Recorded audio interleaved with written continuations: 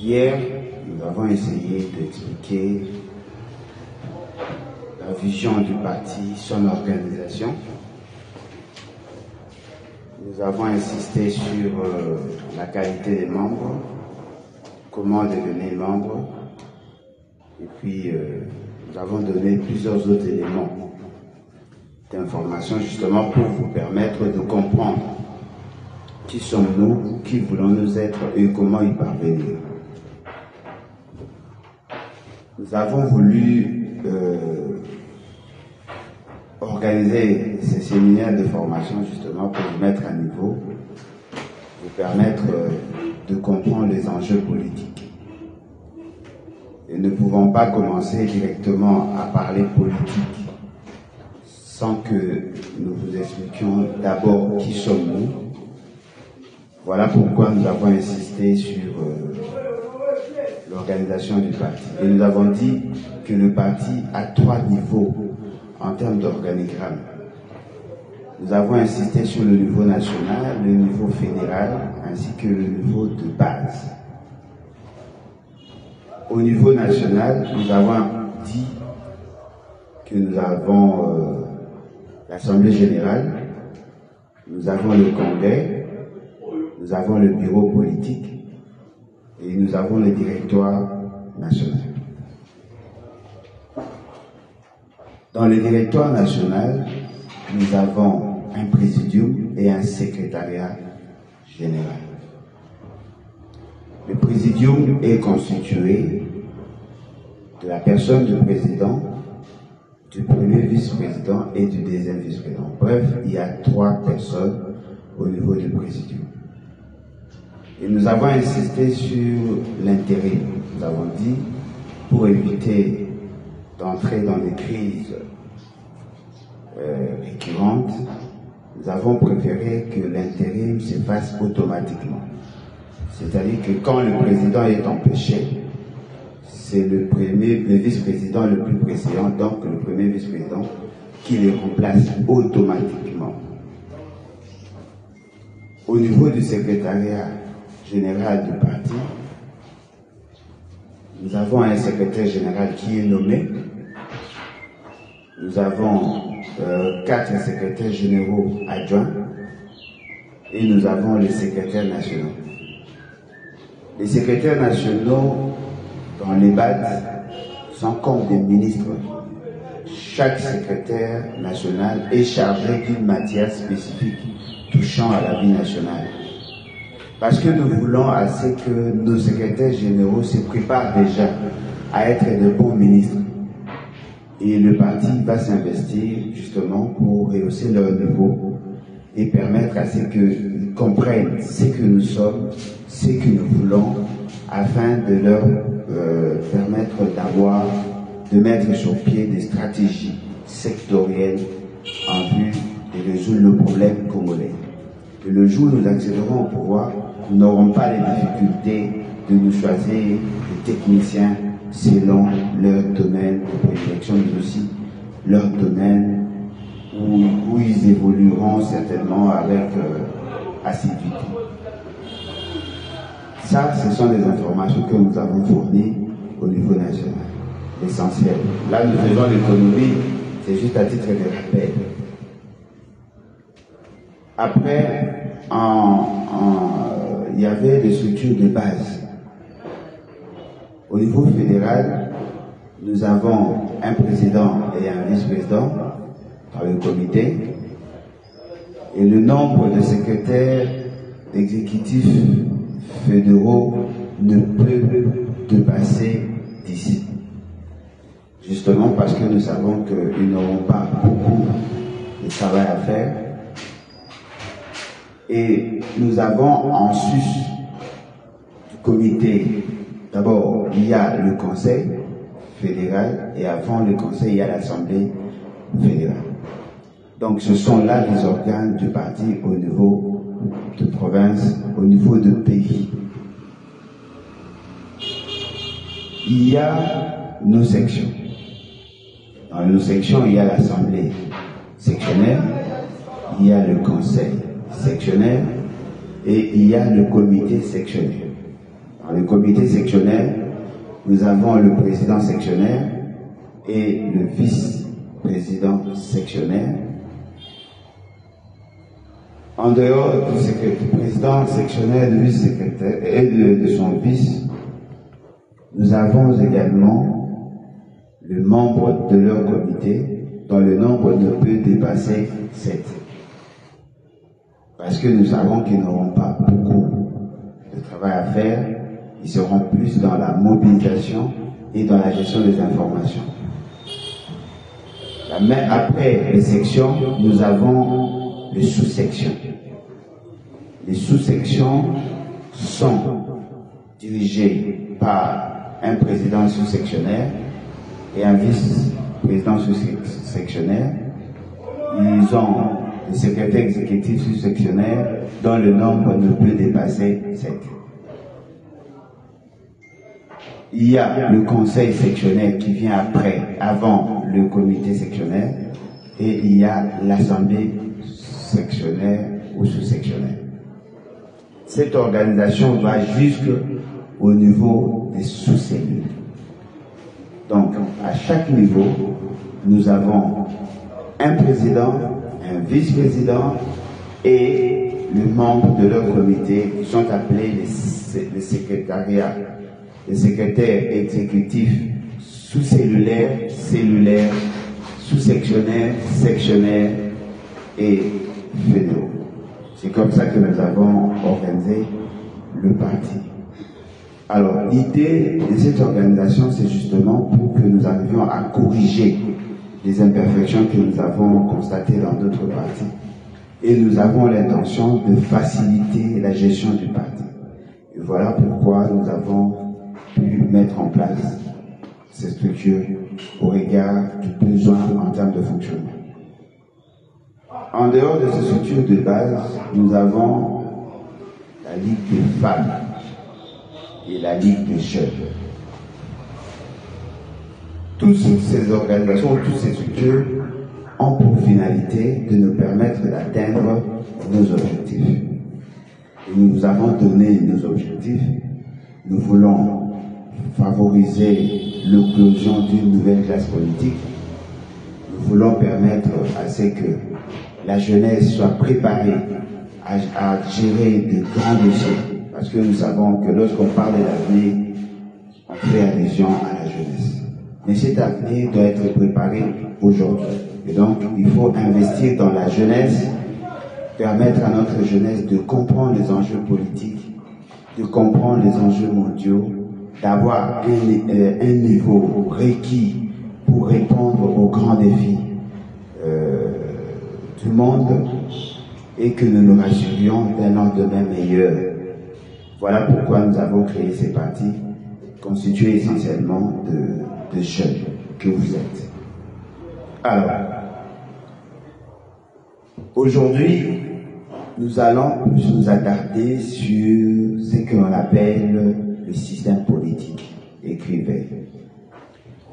Le système politique. Le système politique.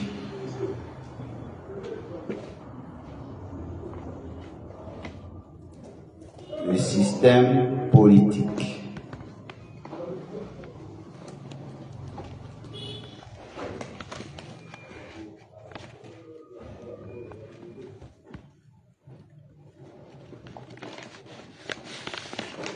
Le système politique.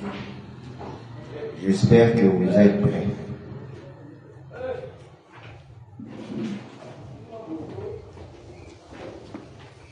Voilà. Déjà, dès l'entame, nous voulons vous dire que lorsqu'on parle du système, le système, c'est un ensemble d'éléments qui interagissent entre eux. Le système, c'est un ensemble d'éléments qui interagissent entre eux. Alors, lorsque nous parlons du système politique, nous faisons allusion à tous les éléments qui interagissent dans le domaine, dans la vie politique. Tous les éléments. tous les acteurs, toutes les structures, les institutions, tous ceux qui touchent à la vie nationale, c'est ce qu'on appelle les éléments du système politique. Il y a des éléments structurels et il y a les éléments culturels. Dans les éléments structurels, on voit tout ce qu'il y a comme organisation, tout ce qu'il y a comme composante. Mais dans les éléments culturels, on fait allusion aux valeurs, aux principes, à la norme. Et tous ces éléments-là constituent ce que nous pourrons appeler le système politique. Et donc, en résumé, sur le plan structurel, on a réparti le système politique en trois grandes composantes. Le système politique est constitué de trois grandes composantes. Dans la classification, nous commençons par le régime politique. Le régime politique, en tant que première grande composante du système politique. Après le régime politique, nous avons la structure économique. Nous avons la structure économique. Et la troisième composante, nous avons l'organisation sociale. Ça, ce sont des définitions ou l'analyse faite par certains grands doctrinaires qui ont marqué l'histoire de la pensée politique.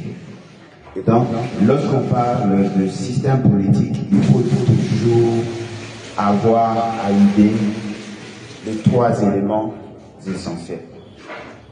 C'est quoi? Les trois éléments essentiels.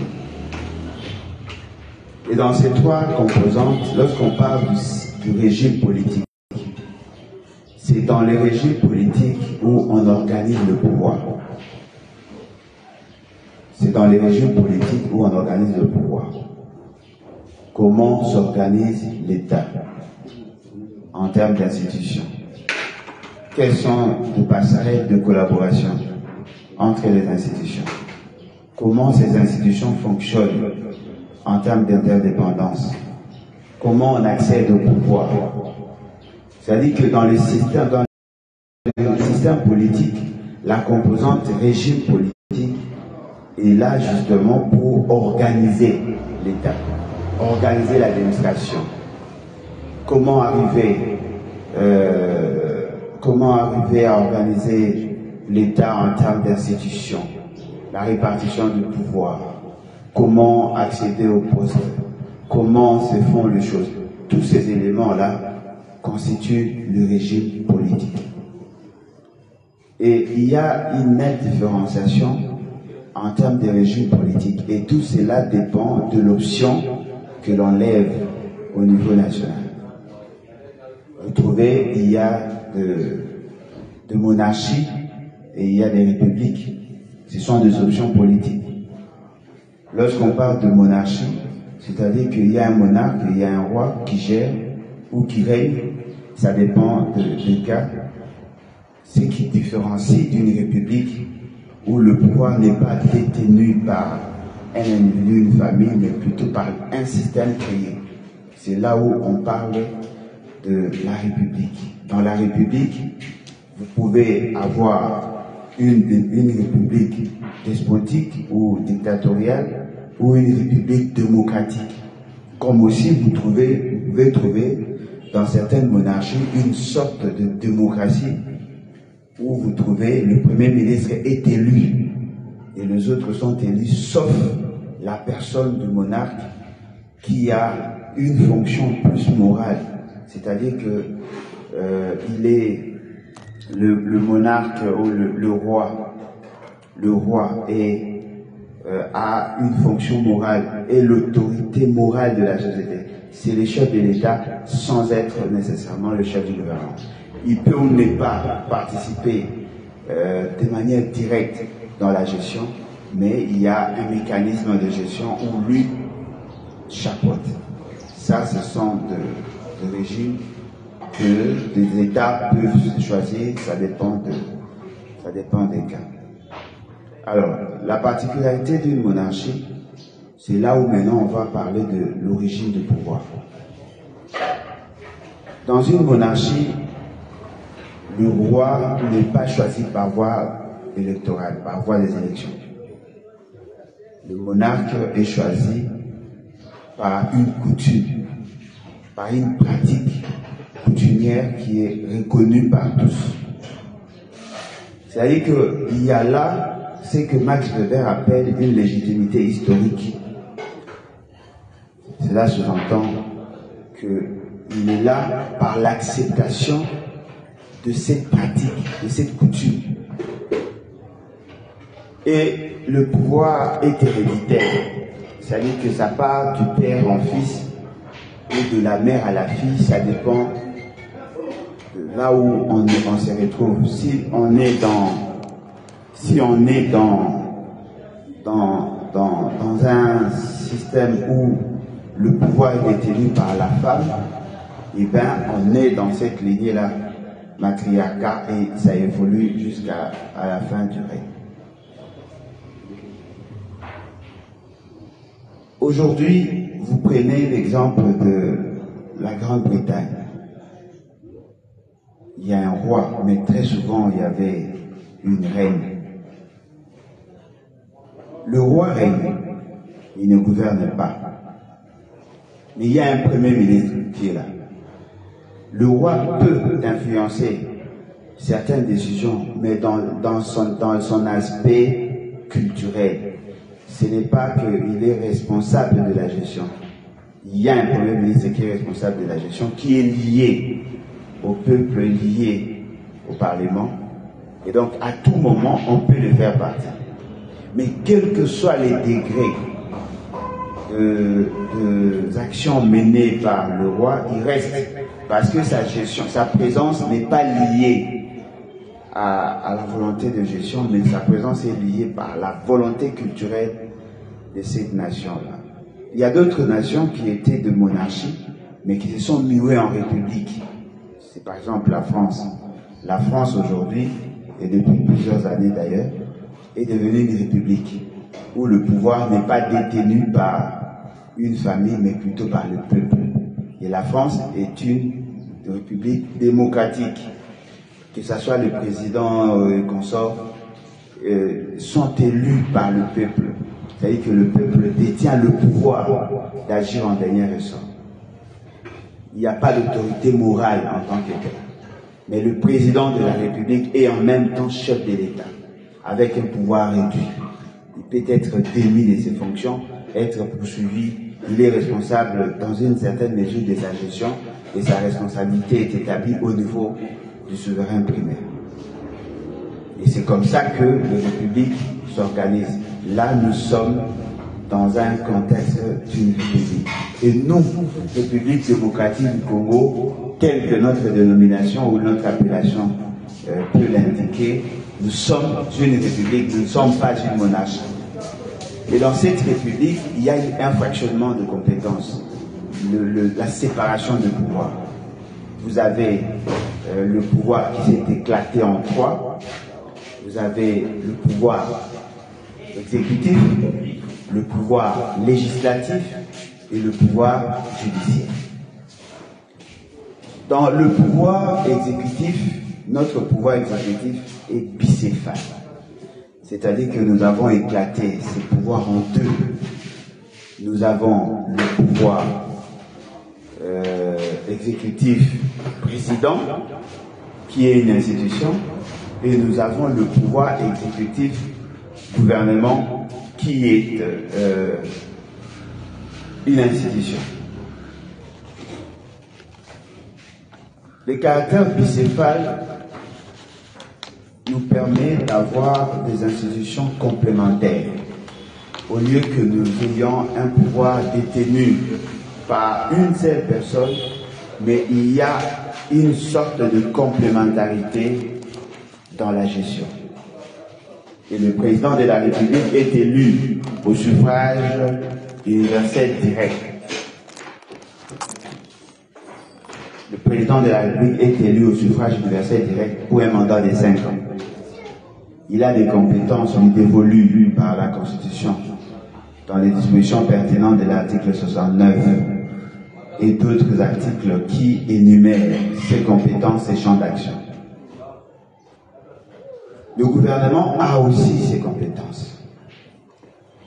Et chacune des compétences, dans chacune des composantes, il y a des compétences qui sont dévolues au gouvernement et des compétences dévolues au président de la République. Mais ils ont aussi des domaines de collaboration parce qu'il y a des passerelles de collaboration. Ce qui fait que vous trouvez dans la Constitution des compétences exclusives au président de la République.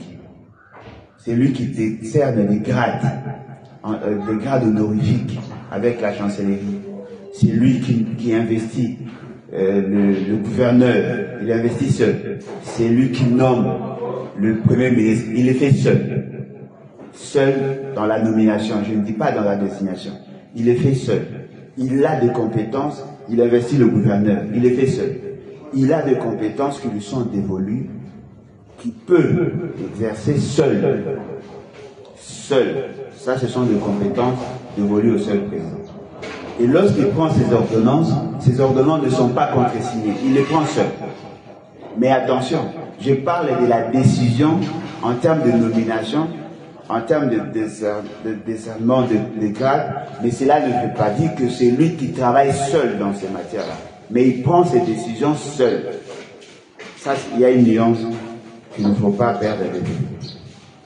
Et donc, le président de la République est du pouvoir exécutif.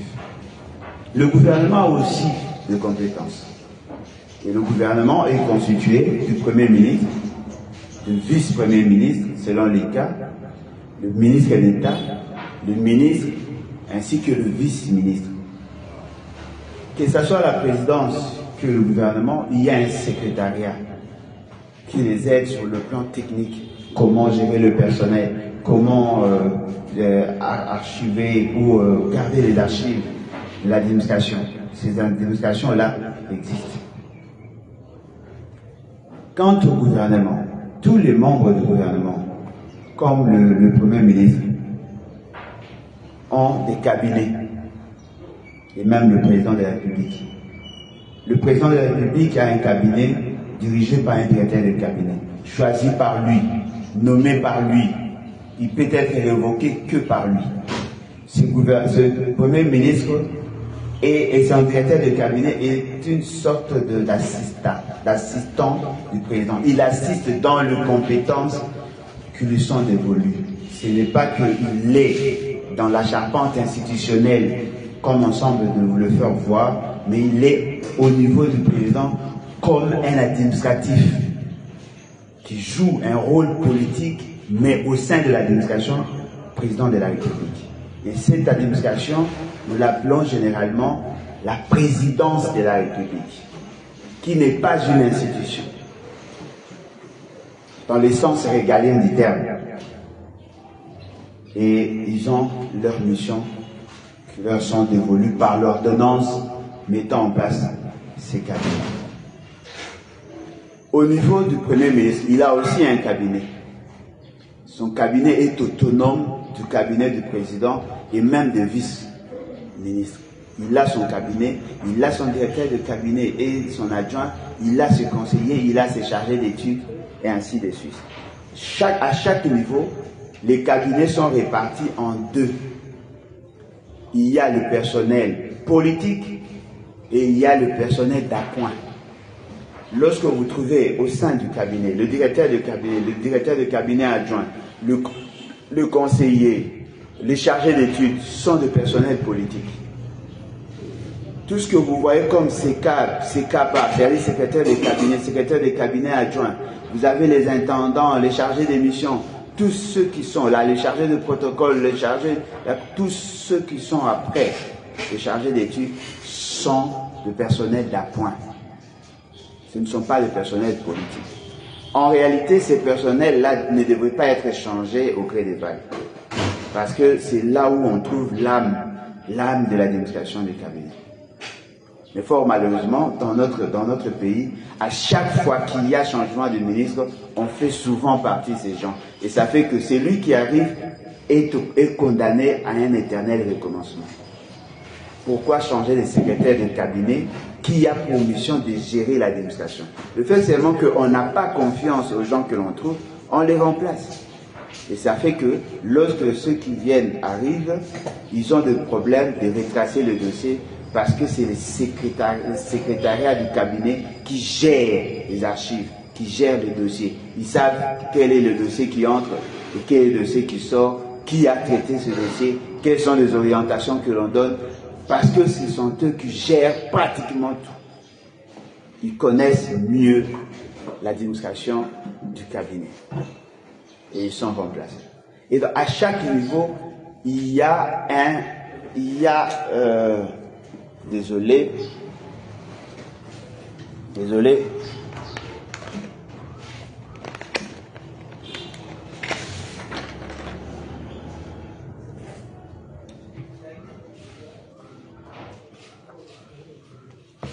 Oui, je disais, à chaque niveau, il y a quelqu'un qui gère le compte du ministère. Vous prenez par exemple au niveau du ministère, il y a les sous-gestionnaires des crédits. L'État donne au cabinet ou au ministre le frais de fonctionnement. Ces frais de fonctionnement sont gérés par le cabinet, mais il y a quelqu'un qui joue le rôle de pont entre le ministère du budget et le ministère des Finances. C'est comme ça que vous trouvez dans tous les cabinets, il y a un sous-gestionnaire de crédit, justement pour que le cabinet puisse fonctionner. Et donc, le cabinet a besoin d'argent. Le cabinet a besoin d'argent en termes de fonctionnement, c'est-à-dire avoir tout ce qu'il y a comme fourniture de bureaux, le frais de mission, tout ce qu'ils ont comme communication, tout ça. Mais ils ont aussi besoin de prise en charge en cas de besoins sanitaires. Ils peuvent effectuer des voyages, ils peuvent être pris en charge ici ou ailleurs.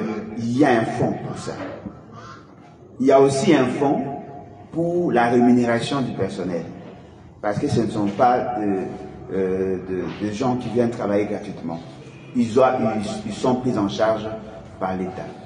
Et dans cette rémunération, il y a les salaires, parce que ce sont des agents publics de l'État, bien que n'étant pas de fonctionnaires de profession ou de carrière, ce sont des agents publics de l'État qui sont payés, qui émarquent dans le budget de l'État. Ils sont payés. Et lorsqu'ils sont payés, ils ont droit au salaire, ils ont droit aux primes et autres avantages. On leur donne ça. Et la personne qui est chargée d'aller prendre, c'est les sous-gestes. Et tout passe par les détails des cabinets. Comment gère-t-on le dossier au niveau du cabinet? D'abord, la porte d'entrée de tout document, c'est le secrétariat du cabinet. Le secrétariat du cabinet a un chargé de courrier. Voyez-vous, le chargé de courrier est là justement pour recevoir le courrier et faire sortir le courrier. Lorsque le courrier arrive, réceptionné par le secrétariat du cabinet au niveau du chargé de courrier, ce document est envoyé directement auprès du secrétaire de cabinet, ce qu'on appelle le SECAB, ou le SECABA, son adjoint. Le SECAB prend le document, il envoie auprès du directeur de cabinet, qui est le chef du cabinet. Le directeur de cabinet peut faire des annotations, il envoie auprès du ministre ou du Premier ministre. Les ministres ou le Premier ministre fait des annotations par rapport à l'orientation du dossier. Le DIRCAB, qui connaît le conseiller, prend le document, renvoie au niveau du SECAB. Le SECAB prend le document, il oriente auprès du conseiller choisi par le DIRCAB. Si le ministre ne choisit pas, c'est le DIRCAB qui choisit. Il envoie, le conseiller traite le dossier, il renvoie au SECAB. Il n'a pas le droit d'entrer directement au niveau du directeur de cabinet. Il renvoie au CECAP, le CECAP prend le document, il envoie au niveau du directeur de cabinet. Le directeur de cabinet envoie au ministre, le ministre valide, ça sort jusqu'au cabinet, au directeur de cabinet. Le directeur de cabinet renvoie au CECAP pour que le document ne sorte. Et à chaque niveau, le conseiller qui traite le dossier sait que pour tel dossier, il faut qu'il y ait une note technique pour expliciter la matière, ou il faut qu'il y ait une note d'information pour permettre à éclairer la lanterne du ministre. Et cela dépend de ce que l'on fait. Dès que l'on traite le dossier et que l'on finit, l'essentiel est fait. Alors, ce que vous faites, vous en tant que conseiller ou chargé d'études, le chargé d'études travaille sous la coordination, la supervision d'un conseiller. Et comme ça, on a tout un système, voyez-vous, de fonctionnement. On ne peut pas faire sortir un document sans que cela ne passe par le CECAP. C'est le CECAP qui est la plaque tournante du cabinet. C'est lui qui oriente et qui travaille en collaboration sous la coordination et la supervision du directeur des cabinets. C'est comme ça que vous trouvez dans le cabinet, il y a des fonctions. Les chargés d'études, ils sont là pour faire des études de dossiers. Eux sont plus techniques. Le conseiller donne des orientations techniques et politiques à la fois. Voilà pourquoi on leur adjoint les chargés d'études. Et c'est comme ça que vous trouvez le cabinet fonctionner. Ce qui veut dire quoi? On ne peut pas faire de quelqu'un conseiller ou chargé d'études sans soubassement technique. Parce que le ministère sont d'abord des départements techniques.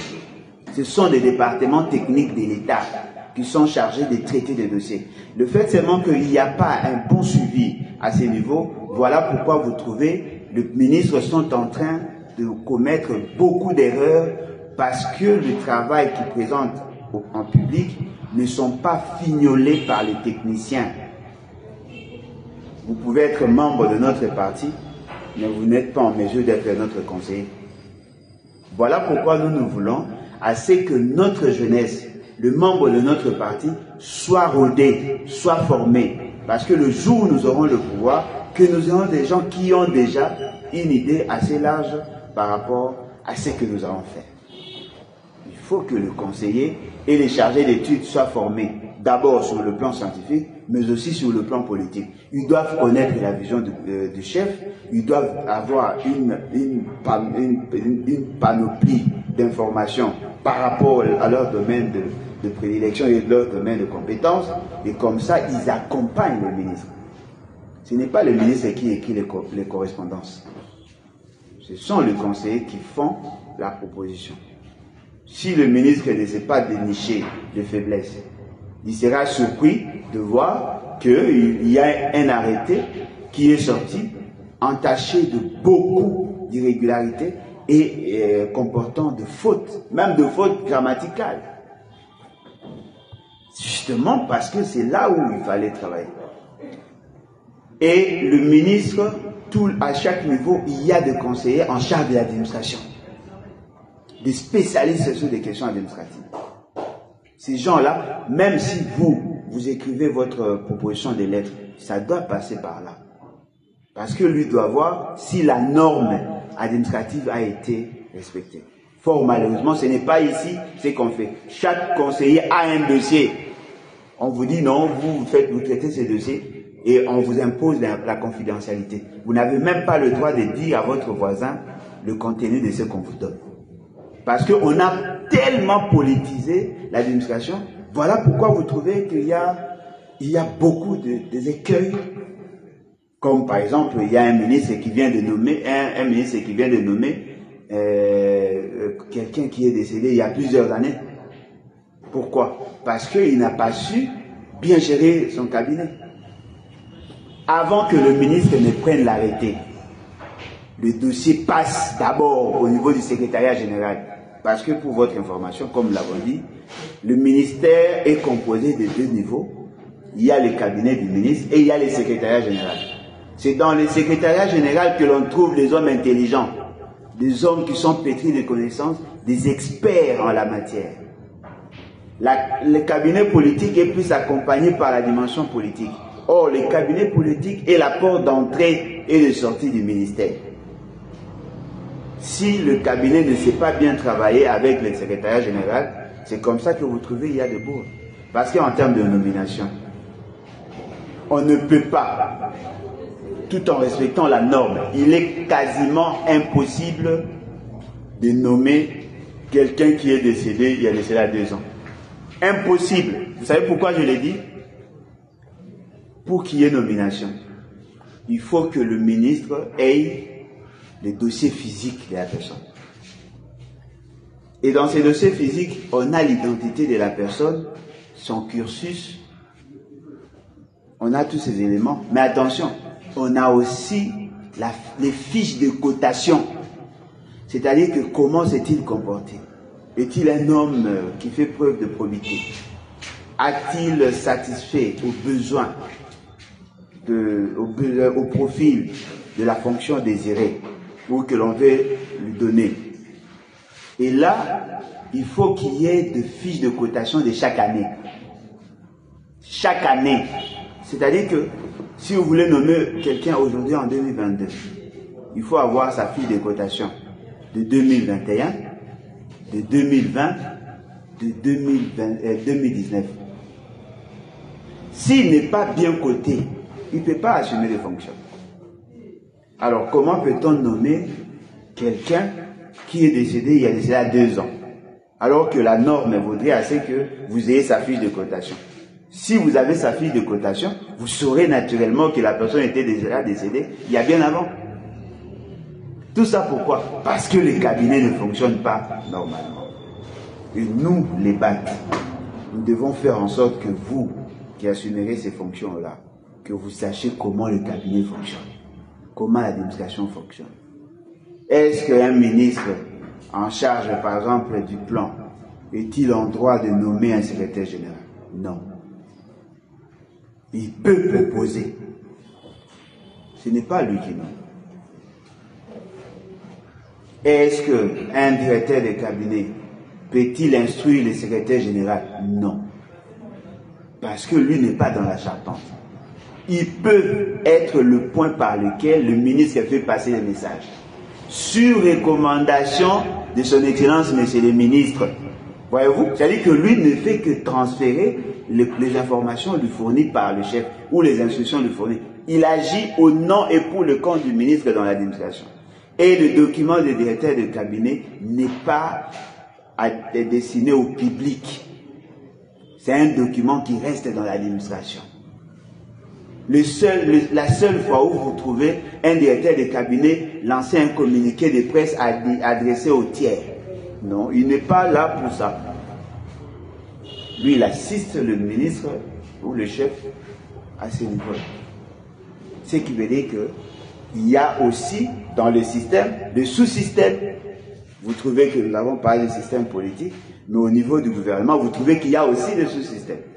C'est ce qui permet le fonctionnement à ce niveau-là. Alors, comment on alloue le crédit au ministère? Chaque ministère élabore son budget en termes de fonctionnement, en termes d'investissement, en termes de rémunération.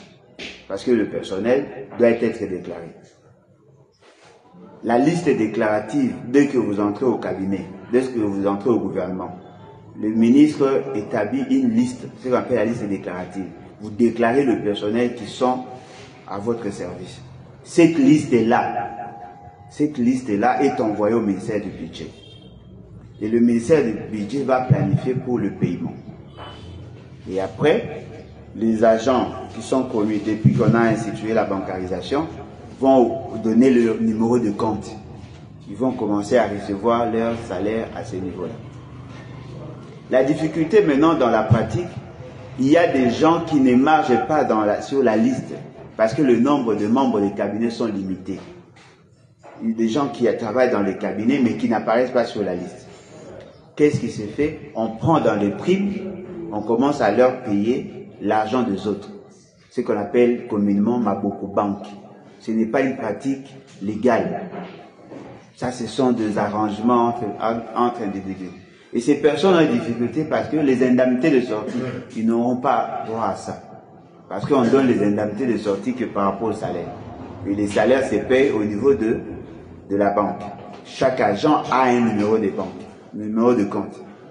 C'est-à-dire que vous qui n'êtes pas répertorié comme agent de l'État, attendez-vous à la fin de ne pas avoir votre indemnité de sortie. Et l'indemnité de sortie se donne 6 mois. C'est-à-dire qu'on vous multiplie votre salaire fois 6. Voyez-vous? Alors, donc ça, ce sont des budgets qui sont élaborés. Le ministère a besoin de camions, de véhicules, a besoin de tout ça. Ils élaborent leur budget. Ils ont l'intention d'investir. Ils élaborent leur budget. Ils soumettent à l'administration du ministère du budget. Et on insère ça dans le budget national. Et lorsqu'on adopte le budget, naturellement, vous avez une ligne de crédit par rapport à ce que vous avez demandé. Si on trouve qu'on peut financer, tant mieux. Et il y a une commission qui est mise en place avant de valider le budget.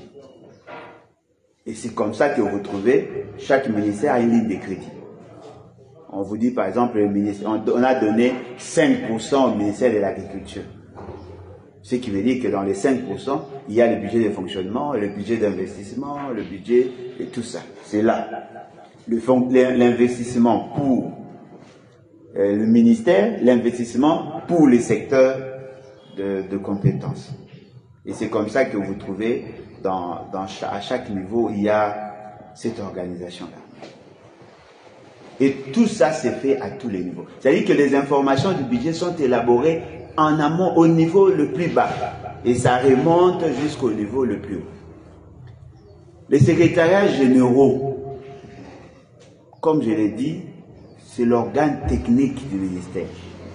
Ça, ce sont des agents de carrière, ce sont des fonctionnaires, des agents de carrière, des services publics et consorts. Au niveau du secrétariat, il y a un secrétaire général. Il y a le secrétaire général qui n'a pas d'adjoint.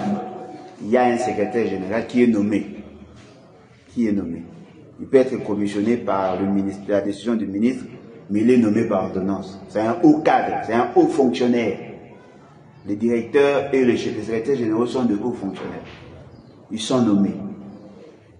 Les secrétaires généraux ont comme collaborateurs directs les directeurs.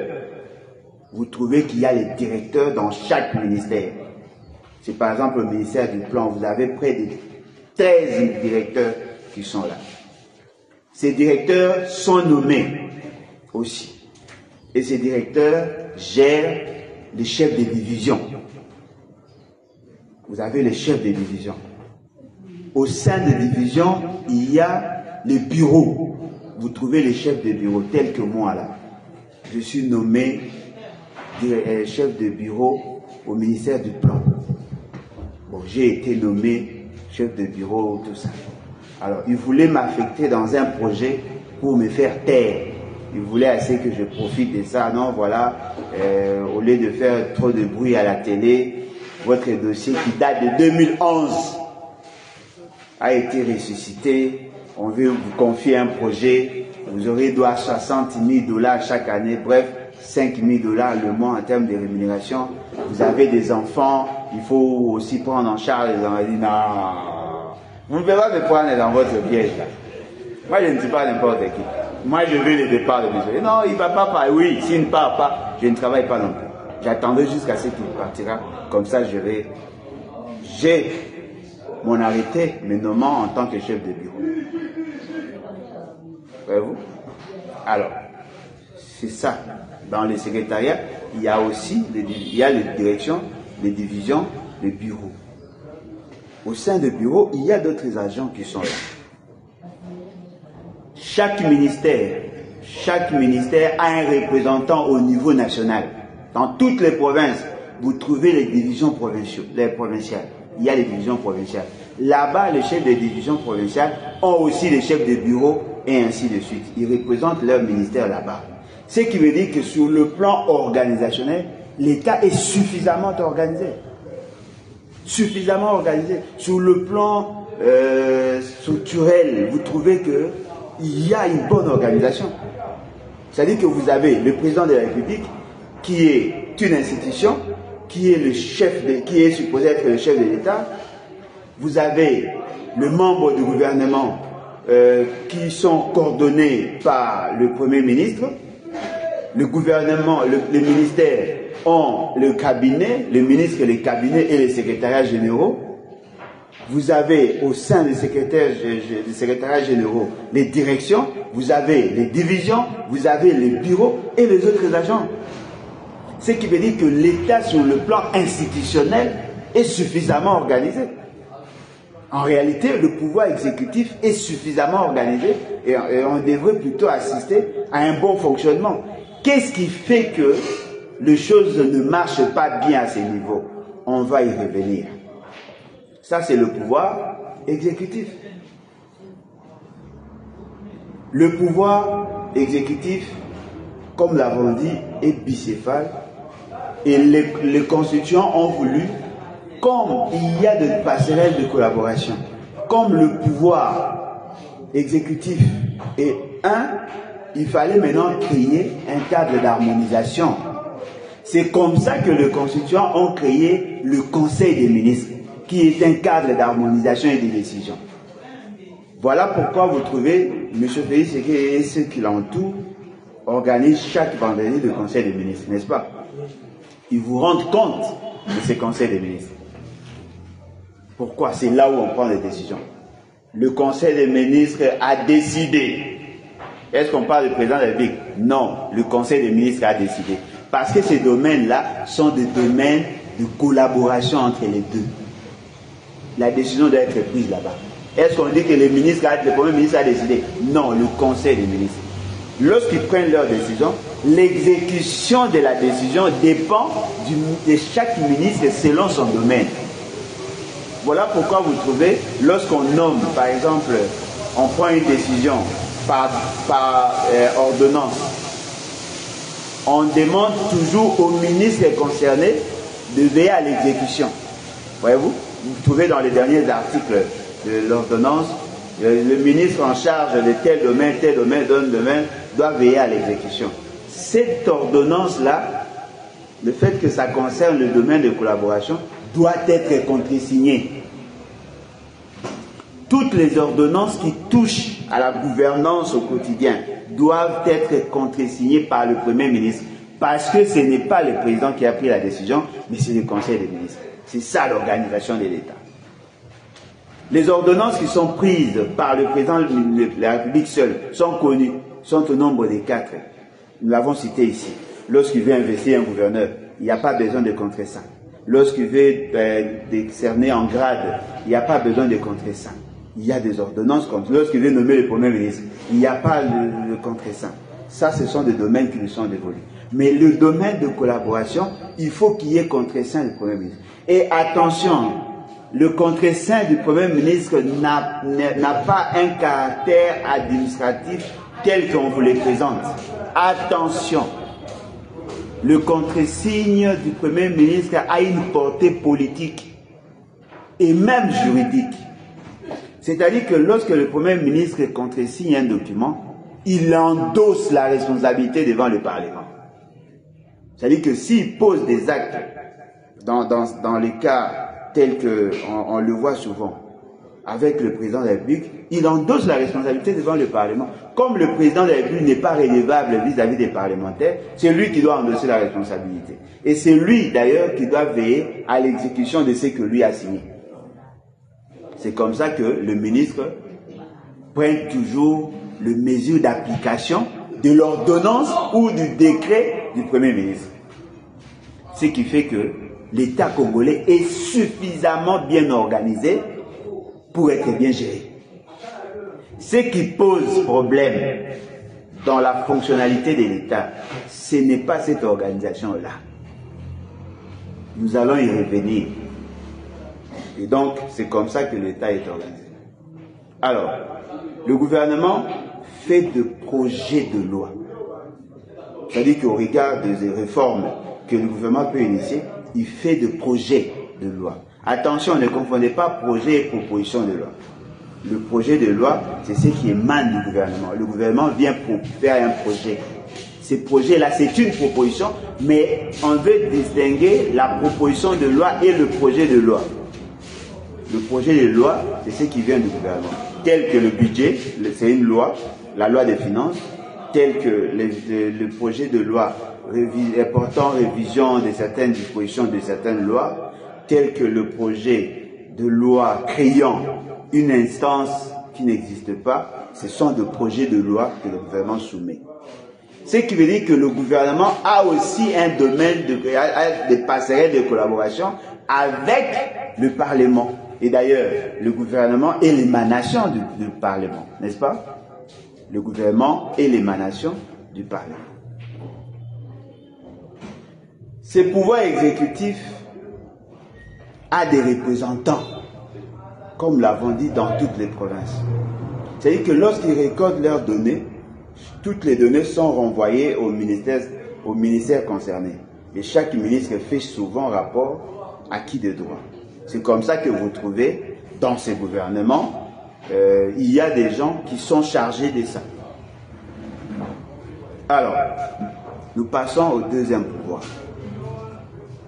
Bien qu'on va revenir sur le premier, nous passons au deuxième. Le pouvoir législatif. Nous avons dit pour le pouvoir exécutif,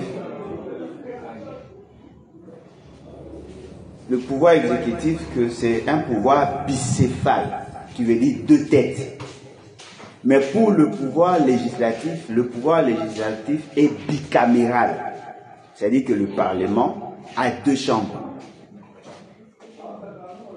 La plus grande des chambres, c'est l'Assemblée nationale. Et la petite chambre, c'est le Sénat. La plus grande chambre, pourquoi? D'abord, en termes de pouvoir lui conféré, en termes de nombre de personnes qui y sont, ça fait que l'Assemblée nationale est la plus grande chambre. L'Assemblée nationale, c'est de l'Assemblée nationale que sort le gouvernement. C'est l'Assemblée nationale qui fait sortir le gouvernement. D'abord, le Premier ministre est choisi au sein de la majorité parlementaire. On parle en termes de nombre de sièges au Parlement. Il est issu du Parlement. Le président de la République prend au sein de la majorité parlementaire la personne qui doit assumer la fonction du Premier ministre. Il les nomme. C'est-à-dire qu'il a l'assentiment, le consentement du Parlement. Il les nomme. En les nommant, le Premier ministre n'entre pas en fonction. Il faut préalablement que ces premiers ministres soient validés par le Parlement, c'est-à-dire qu'ils soient investis de l'onction du Parlement. Et avant de le faire, il doit présenter son programme de gouvernance. Et l'article 91 de la Constitution dit ceci. Le gouvernement élabore en collaboration avec le président de la République le politique public. C'est-à-dire que ce programme-là doit être conçu par le gouvernement en collaboration avec le président de la République, justement pour harmoniser le point de vue de celui qui a été élu au suffrage universel direct, président de la République, et de la majorité parlementaire qui est chargée de représenter les aspirations du peuple. Vous comprenez? C'est-à-dire qu'il y a deux légitimités dans ça. Et lorsqu'ils vont présenter, ça doit refléter la vision de la majorité parlementaire et la vision du président de la République. Parce qu'ils vont co-gérer ensemble, ils vont prendre des décisions ensemble, et c'est comme ça qu'ils vont fonctionner. Lorsque le Premier ministre est investi, c'est tout son gouvernement qui est investi. C'est-à-dire que ça s'est fait au niveau du Parlement. Et donc, vous comprenez que le Premier ministre dépend plus du Parlement que du président de la République. Ce qui fait que dans notre pays, le Premier ministre ne peut être suspendu, ne peut être révoqué par le président de la République. Il n'en a pas le pouvoir. Il n'a nullement le pouvoir de suspendre ou de révoquer. Oui. Mais nous avons vu lorsqu'on a évoqué le tout premier ministre qui est venu, ça vient de Ilunkamba. Non, Ilunkamba n'a pas été révoqué. Ilunkamba a été poussé à la démission. Ilou Kama n'a pas été révoqué. On ne pouvait même pas le révoquer. Parce que son pouvoir n'émanait pas de M. Félix Tshisekedi. Alors qu'est-ce qui s'est fait? Lorsqu'on désigne au niveau de la majorité et que l'on nomme, en réalité celui qui nomme a le pouvoir de révoquer le principe de parallélisme et de forme. C'est ce qu'on appelle le principe de l'acte contraire. Celui qui nomme révoque. Mais la particularité maintenant, c'est que après la nomination, il y a l'investiture. C'est-à-dire qu'il est bénéficiaire de l'onction du Parlement. Automatiquement, il a double autorité. Sur le plan administratif, il dépend du président de la République, mais sur le plan politique et sur le plan de gestion, il dépend du Parlement. Naturellement, on ne peut pas le faire. Pourquoi avons-nous fixé ces mécanismes? Pour éviter à ce que nous retombions dans ce qui a été fait en 1960 entre Lumumba et Kasavubu. Voyez-vous? On donne le pouvoir au président parce que tous ceux qui sont nommés ici, au niveau du sommet, sont nommés par le président de la République. Mais tous ne dépendent pas directement de lui. Parce que si on laissait la latitude au président de la République de nommer et de révoquer, c'est qu'il peut-être allait compter déjà 7 à 8 premiers ministres. Il pouvait les changer à tout moment parce qu'à part ceux d'humeur, on a alourdi ça pour que nous ne retombions pas dans cette aventure de 1960. À l'époque où il y avait Sami Badiba, ce n'est pas ce qui était arrivé. Parce qu'il avait fait quelque chose. Sami Badiba a été poussé à la démission, il a démissionné. Tous ceux qui ont été premiers ministres, Tibala a démissionné. Lui d'ailleurs, il avait conditionné avant sa démission qu'on trouve des solutions au problème. Gizenga avait démissionné. Depuis que nous avons cette constitution, le premier ministre démissionne d'abord. Alors qu'est-ce qui s'est fait? Comme le président de la République a l'influence sur le Parlement, il commence à faire pression. Si vous ne voulez pas partir, on vous fera partir par une motion de censure. Voyez-vous? Et quand le Premier ministre comprend qu'il ne peut pas être blocage, il dit ok, si vous voulez que je parte, il faut me donner 10 millions de dollars comme dommage à intérêt. Ça, c'est dans les coulisses. Allez, on lui amène 10 millions de dollars. Non, mais non, si vous ne voulez pas, je ne démissionne pas. Ça se négocie, les démissions. Ce qu'on vous montre là, c'est autre chose. Ça se négocie. Si vous ne savez pas bien négocier, vous êtes perdant. Tous ceux qui ont démissionné, on négocie. Alors, par moment, le gouvernement, le système, qu'est-ce qu'il fait? Il vous présente un fait. Voilà, nous avons un dossier compromettant contre vous. Si vous ne démissionnez pas, on va balancer ça, on va vous arrêter. On peut arrêter un Premier ministre. On peut l'arrêter. Dès que le gouvernement, l'Assemblée nationale et le Sénat réunis en congrès donnent l'autorisation de la mise en accusation, on l'arrête. Comme aussi on peut arrêter un président de la République. Voyez-vous? On peut arrêter le président de la République. Article 164, 165, 166 de la Constitution. Il peut être arrêté et démis de ses fonctions. Donc, c'est comme ça que le Parlement travaille. Et lorsque le gouvernement envoie le projet de loi, c'est le Parlement qui élabore, qui élabore ces lois-là, qui formalise ces lois-là,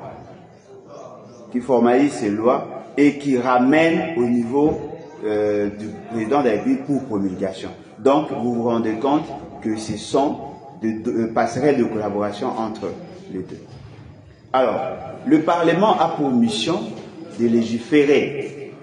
Le Parlement a pour mission de contrôler. Voyez-vous? Parce que le Parlement est la représentation nationale. En tant que tel, les lois doivent refléter la philosophie de la masse. C'est la masse qui influe sur les lois. On élabore les lois sur base de la volonté populaire. C'est-à-dire que les députés qui sont supposés être la représentation nationale, ils connaissent les aspirations de la population, ils connaissent le problème et ils vont élaborer. Bien qu'aujourd'hui, nous sommes dans un cas atypique où les députés ne sont même pas connus par la base qu'ils prétendent représenter. Voyez-vous? Ils élaborent des lois, ils contrôlent la gestion. Pourquoi contrôlent-ils la gestion? Mais c'est justement parce que ce sont eux qui donnent le quitus. C'est le Parlement qui donne le quitus. Voyez-vous? C'est le Parlement qui donne le quitus. Et le Parlement est considéré comme l'autorité budgétaire. L'autorité budgétaire veut dire c'est lui qui décide en dernier ressort sur le budget. Le gouvernement fait la proposition de loi de finances. soumet au Parlement. Le Parlement valide ces projets qui étaient projets qui deviennent loi et on envoie au président de la République pour promulgation. Dès que c'est promulgué, publié au journal officiel, ça devient exécutoire. Il y avait laissé ce stylo-là. Ça devient exécutoire. Et en tant que tel, le Parlement veille à l'exécution de ces projets, de cette loi-là de finances. Et dans cette loi, il y a effectivement des orientations. En réalité, il devait y avoir des orientations en rapport avec la problématique du développement et de la gouvernance à la base. Voyez-vous? C'est comme ça qu'ils fonctionnent. Ils élaborent des lois sur, par exemple, ce qu'on nous a présenté sur la fixation de la dot. Ça, ce sont les innovations de M. Félix Tshisekedi et sa bande. C'est-à-dire qu'on va réduire la femme à un bien achetable. On dit, voilà, à partir d'aujourd'hui, toutes les femmes rurales ne valent que $200 et les femmes urbaines ne vaudront désormais que $500. Ça, c'est une proposition de loi de Tshilé-Louis de Pes. Ils ont fait leur proposition. Heureusement, ils se sont rendus compte que c'est du n'importe quoi. Une autre loi proposée dans ces régimes, la proposition de l'acceptation de mariage pour tous. C'est-à-dire qu'un homme peut se marier avec un homme, une femme peut se marier avec une femme, et pourquoi pas un chien peut se marier avec une femme. C'est comme ça que eux considèrent. C'est ce que eux considèrent comme des lois essentielles. Il y a aussi des lois par rapport à l'agriculture.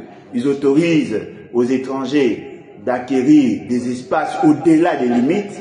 C'est-à-dire qu'un étranger peut acquérir plus de 25 000 hectares de terre, et pour en faire quoi on essaie. Ça, c'est ce que eux considèrent comme des priorités. Ils font des propositions de loi. C'est-à-dire qu'un député peut faire une proposition de loi. Le gouvernement fait un projet de loi. Voyez-vous? Et lorsqu'on adopte, ça doit passer. Attention. Tout ce qui est produit au Parlement ne peut être exécuté ou exécutoire que si cela est rendu public. Parce que les gens confondent, lorsqu'on adopte quelque chose au Parlement, dès lors que cela n'est pas rendu public, cela ne peut pas s'exécuter. Vous savez pourquoi? Parce que ce n'est pas le Parlement qui a l'obligation de faire exécuter les lois. Les lois sont exécutées par le pouvoir exécutif. Voyez-vous? C'est le pouvoir exécutif qui exécute les lois. Voilà pourquoi on donne au président de la République la latitude de promulguer la loi. En promulguant la loi, sa force de loi, ça commence à s'exécuter. Celui qui viole cette loi-là est poursuivable. Mais pour que cette loi aussi s'applique à nous, ça doit être rendu public au journal officiel. Ça aussi, ce sont des impératifs de gestion. Et donc, il faut avoir l'idée de tout ça. Alors, lorsqu'on élabore la loi, ça passe, le gouvernement exécute. Le procureur général qui est au pouvoir, dans le pouvoir judiciaire, sait qu'il y a une loi qui a été modifiée. Son appréhension, sa compréhension de la première loi doit changer parce que la loi a été modifiée. Voyez-vous? Et c'est sur base de la nouvelle loi qu'il va commencer à faire. Et lui ne fait que juger les gens, c'est-à-dire, bon, pas juger, le pouvoir judiciaire ne fait que juger les gens par rapport à la violation de la loi. Voilà pourquoi à chaque fois on vous dit, conformément à telle loi, vous avez violé telle disposition. Donc, il y a une interdépendance entre les institutions. Vous en êtes rendu compte. Ceux qui élaborent les lois ne sont pas ceux qui l'exécutent, et ceux qui l'exécutent ne sont pas ceux qui l'appliquent. Il y a d'autres qui appliquent, et ainsi de suite. Ce qui veut dire que ça crée des conditions de dépendance à tous les niveaux. Alors, notez aussi que lorsqu'il y a divergence en termes de lecture de loi, dans l'élaboration de loi, c'est-à-dire que lorsque un projet ou une proposition de loi part du Sénat, ça doit passer aussi par l'Assemblée nationale, vice-versa. Si entre les deux chambres, il y a une disposition de loi, ou bien il y a une formulation contraire ou contradictoire, ils mettent en place une commission mixte, interparitaire. C'est-à-dire qu'on prend les représentants de l'Assemblée nationale, les représentants du Sénat, ils se mettent ensemble pour essayer d'harmoniser leur point de vue. Si le point de vue demeure divergent, s'ils ne s'entendent pas, eh bien, c'est la proposition de l'Assemblée nationale qui prime. Parce que l'Assemblée nationale, comme je vous ai dit, c'est la grande chambre. C'est la primauté sur les positions du Sénat. L'Assemblée nationale peut convoquer un Premier ministre, peut convoquer un membre du gouvernement, peut l'entendre et exiger son départ. Mais le Sénat n'a pas le pouvoir. Le Sénat ne fait que des recommandations.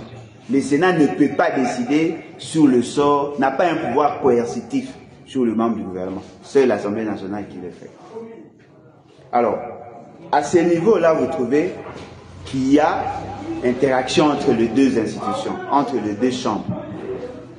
Et pour cette institution, Parlement donc, qui est dans le pouvoir législatif, on a créé un cadre d'harmonisation et de décision.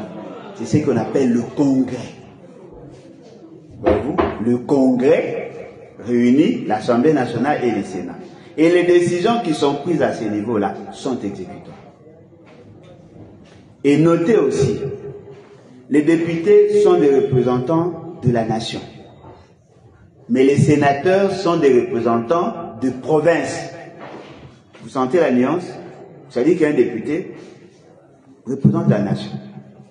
Mais un sénateur représente les provinces. Et pour chacune de nos provinces, il y a 4 sénateurs. 4. Alors, multiplier 26 par 4, ça fait combien?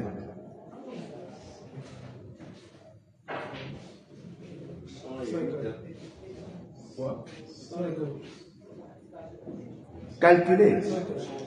26 fois 4, ça fait combien? 50. Alors, on a combien de sénateurs? 8. Plus Kabila, 9. Oui. Les 4 là sont des cooptés. Ça veut dire que des gens qui n'ont pas participé au vote, mais qui ont été cooptés. On les prend parmi les chefs coutumiers, les représentants de terre, on leur donne les 4 là.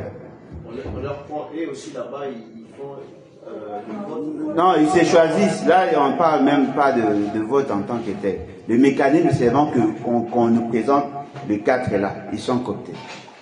C'est la même situation. Pardon? Toujours le même droit que les sénateurs ont voté. Non, ils sont sénateurs. Ils sont sénateurs. Ils ont le même droit. Ils ont tout le même droit. Ils sont sénateurs. Ils peuvent être arrêtés comme le même sénateur. Ils bénéficient de tout ça comme tous les sénateurs. Ils ont été cooptés. Et vous trouvez, à Kinshasa, il y a 44 députés élus, mais ils sont au nombre de 48 parce qu'il y a encore 4 cooptés. Ce sont les chefs coutumiers. Voyez-vous? Alors, donc, les sénateurs sont... Oui. Non, c'est la Constitution. C'est la loi, même la loi électorale est dit aussi. Ils sont cooptés. Mais la cooptation, c'est un mécanisme discriminatoire, mais positif. C'est une discrimination positive. C'est-à-dire qu'on prend des gens qui sont... Parce que nous avons double autorité. Nous ne sommes pas que régis par la loi ici. Nous sommes aussi régis par la coutume. Ce qui fait que vous trouvez les chefs coutumiers sont des autorités dans ces pays. Les chefs coutumiers sont des autorités. Ils sont des autorités. Ils sont reconnus dans la Constitution. Il y a même des dispositions de la Constitution et de loi qui en parlent. Attendez, les chefs de groupement sont de qui? Ce sont des autorités, non? Alors, chef de chefferie. Ce sont des autorités. Ah, au Moni. Ce sont des chefs. Ce sont des chefs. Mais négligés par l'État à un certain moment. Alors que la Constitution voudrait assez qu'ils soient. D'ailleurs, ils jugent des dossiers à ce niveau-là. Il y a des juges à ce niveau-là. Vous avez violé votre coutume, on vous juge là-bas. Il peut te faire arrêter, non, voyez-vous? Donc, ce sont là des informations que nous devons tous savoir. les députés sont élus au suffrage universel direct, les sénateurs sont élus au suffrage universel indirect. Ils sont élus par les députés provinciaux. Ce sont les députés qui font des sénateurs ce qu'ils sont. Et ils représentent leur province. Ne soyez pas surpris de voir un sénateur parler de sa province, parce qu'il est choisi pour ça. Tellement qu'ils veulent nous donner l'impression qu'ils sont nationalistes, vous trouvez un sénateur qui ne parle jamais de sa province. Non, il faut que tu en parles, parce que tu es le porte-parole des représentants de ta province dans cette chambre. Si vous n'en parlez pas, qui va le faire? Ce n'est pas le tribalisme, et d'ailleurs, je vous dis, les provinces ne sont pas des tribus. Un représentant d'une province n'est pas un tribaliste. Parce que les gens confondent à un certain moment le problème. Non, nous le Congo, ça c'est différent. Mais nous le Congo central, c'est une entité. Le Congo, on va dans la tribu, dans l'ethnie. Mais Congo central, c'est une province. Lorsque vous trouvez, nous, dans les Grands Kasaï, nous sommes délaissés. Ils ne parlent pas de la tribu, ils parlent du Grand Kasaï comme entité. Parce que là, vous trouvez, il y a des gens qui sont dans toutes les provinces. Si on demande de construire le Congo central, est-ce qu'on demande de construire le Congo central pour les Bas-Congo? Non, pour ceux qui y habitent. Voyez-vous? Donc il faut que l'on ait ça dans nos esprits pour ne pas nous laisser emballer dans de considérations qui ne valent pas la peine. Alors, oui. Je veux savoir, quand est-ce qu'on parle de l'outrage au Parlement? Non, l'outrage au Parlement, en fait, il y a lorsqu'on convoque, par exemple, un ministre ou un premier ministre, et qu'il refuse de répondre à l'invitation, il fait preuve d'insubordination, c'est de l'outrage. Parce qu'il est astreint de répondre. Ou s'il manque du respect pendant qu'il est en train de faire une déclaration. C'est-à-dire qu'il jette de discrédit, de l'opprobre sur le Parlement, on peut le sanctionner pour ça. Mais exceptionnellement, il y a un jeune Congolais qui est arrêté pour outrage au Parlement. Jimmy Gite. Il aurait dit que le Parlement c'est une poubelle. Alors, ils ont considéré que c'était de l'outrage. Ils cherchent maintenant à trouver le fondement de leurs sanctions dans la Constitution, dans la loi. Ce n'était pas prévu. Parce que la liste de ceux qui peuvent faire l'outrage, commettre l'outrage au Parlement, il n'y a pas les individus qui sont cités là-dedans. Voyez-vous? Donc, nous avons là le Parlement comme institution et le pouvoir législatif. Parce que vous prenez le pouvoir législatif et le pouvoir et le Parlement comme institution, ça se confond. Contrairement à ce qu'il y avait pour le pouvoir exécutif, vous avez deux institutions. Mais pour le pouvoir législatif, vous avez une seule institution, mais éclatée en deux chambres. Voilà pourquoi on dit que c'est bicaméral. Bicaméral. Ça, c'est ce que l'on comprend par rapport à ce pouvoir. Alors, il y a le pouvoir judiciaire. Vous savez, en lisant certains doctrinaires, j'ai compris ceci. En management institutionnel, c'est ça, au fait, le socle de l'analyse. C'est-à-dire que cet éclatement du pouvoir, ça reflète les missions. Voyez-vous? Ceux qui élaborent les lois ne l'exécutent pas. Ceux qui l'exécutent n'élaborent pas. Et ceux qui l'appliquent ou veillent à ce que les lois qui ont été rédigées, ceux qui l'appliquent ne l'élaborent pas non plus. C'est-à-dire quoi? On fait sortir les lois venant de la population qui est supposée être la détentrice du pouvoir réel dans l'État. On élabore des lois sur base de ça. Et voilà pourquoi on vous dit, les jugements sont prononcés au nom du peuple et exécutés au nom du chef de l'État. Vous comprenez? C'est-à-dire que tout ce qui s'est fait dans l'État s'est fait au nom du peuple. Alors, on crée le pouvoir par rapport aux objectifs poursuivis. On veut avoir un pays développé, il faut qu'il y ait des gens qui s'y mettent dans ça. Mais cela doit se conformer à la loi. La loi doit avoir l'aspiration, l'assentiment du peuple. C'est-à-dire qu'on élabore des lois, on donne au gouvernement d'exécuter. Le gouvernement, quand il exécute, ça crée des conflits d'intérêts au niveau interne et même entre les institutions. Et qu'est-ce qu'on fait? On crée maintenant le cours et tribunaux. Le cours et tribunaux ont pour mission essentielle de garantir les droits et libertés. Voyez-vous? C'est-à-dire que toute l'organisation de l'État passe par cette réalité-là. Au nom du besoin de développement, au nom de la de garantir les droits et libertés, on crée le Parlement, on crée le gouvernement, on crée le cours des tribunaux, justement pour atteindre cet objectif. Bref, l'organisation de l'État n'a que pour finalité l'amélioration des conditions de vie et l'exercice des libertés et droits individuels et collectifs. C'est-à-dire tout l'État est organisé pour l'homme. Tout ce que nous faisons dans l'État est pour l'homme, pour le peuple. Le gouvernement créé pour le peuple, le Parlement créé pour le peuple, le cours des tribunaux créé pour le peuple. Mais ce qui est surprenant, le peuple ne se retrouve pas. Ce qui veut dire quoi? Ça crée un dysfonctionnement. Dans ces dysfonctionnements, vous trouvez des gens qui ont reçu mandat du peuple, mais qui ne font pas le travail pour le peuple. Vous avez des gens qui ont la mission d'exécuter leur propre programme présenté, mais qui ne le font pas. Ce qui fait qu'il y a de frustrations sur le plan interne. De frustrations entre individus, de frustrations entre individus et l'État, de frustrations entre organisations telles que les entreprises et individus, de frustrations entre les entreprises et l'État, ce qui fait que dans ces litiges, il fallait maintenant créer un cadre pour gérer les conflits éventuels. C'est comme ça qu'on a créé les cours et tribunaux. C'est-à-dire que le pouvoir judiciaire, c'est un pouvoir qui vient garantir le respect de loi. Le respect de loi.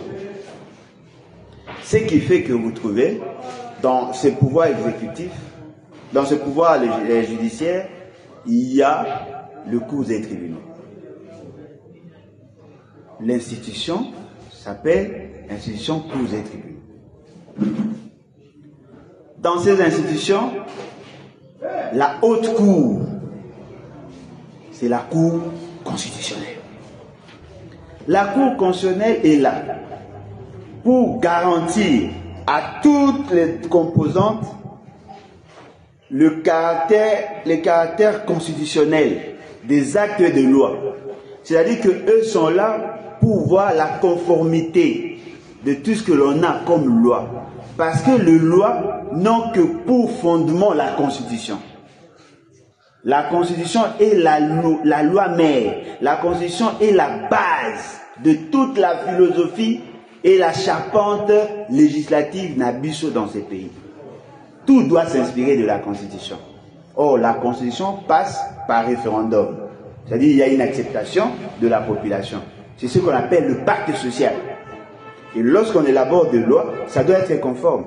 Si le projet de loi envoyé au niveau du Parlement par le gouvernement arrive, on rediscute sur ça. On envoie au président de la République pour promulgation. Avant qu'il ne fasse quoi que ce soit, il doit veiller à ce que cette loi, ce projet de loi, cette proposition de loi soit conforme à la Constitution. C'est-à-dire qu'on renvoie aux cours et tribunaux pour voir si ça reflète la philosophie dans son, qu'on appelle la Constitution. Vous sentez l'interaction? Et la Cour constitutionnelle est là pour ça. On vous juge, on vous condamne. Vous pouvez dire, non, voilà, je considère que ce jugement et cette condamnation n'est pas conforme à la Constitution. Vous prenez votre jugement, vous écrivez à la Cour constitutionnelle. Je constate que l'acte, la sanction qui m'est imposée n'est pas conforme à la Constitution. On doit constater la constitutionnalité de ça. Si la Cour constitutionnelle considère que ce qu'on vous a infligé comme sanction n'est pas conforme à la Constitution, la Cour constitutionnelle prend un arrêt annulant cette décision-là. Ce qui veut dire qu'on peut avoir l'idée de vous sanctionner, mais la Cour constitutionnelle vient vous protéger. Et c'est la Cour constitutionnelle qui voit si les actes sont conformes. Avant de promulguer une loi, la Cour constitutionnelle doit veiller à ce que cette loi soit conforme à la Constitution. Ce qui veut dire que la Cour constitutionnelle est une sorte de catalyseur de droits et libertés. Elle agit en amont en validant des lois et en aval en voyant si ces lois-là, si ce qui est dit est conforme aux lois. Voilà le rôle de cette Cour. Et la Cour constitutionnelle est aussi le juge pénal du président de la République et du Premier ministre. C'est-à-dire que pour juger le président de la République et le Premier ministre, il y a la Cour constitutionnelle. Les griefs pour lesquels on peut poursuivre un président de la République et un Premier ministre. Vous avez par exemple la violation intentionnelle de la Constitution, qui est considérée comme l'acte de haute trahison. Il peut être poursuivi et même arrêté. Il peut être déchu de ses fonctions. Vous avez la corruption, la concussion, le délit d'initié. Ce sont des faits pour lesquels on peut poursuivre un président de la République.